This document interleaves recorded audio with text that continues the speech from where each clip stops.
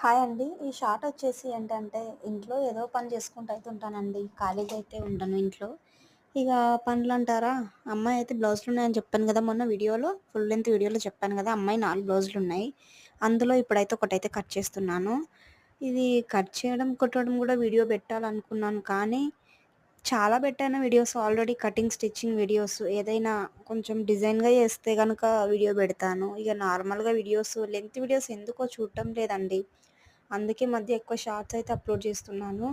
ఏంటోనండి, subscribers 1000 పెరిగారనుకునే లోపే watch time అసలు పెరగటం లేదు. ఫుల్ లెంత్ వీడియోకి అస్సలు వాచ్ అవర్స్ రావట్లేదు.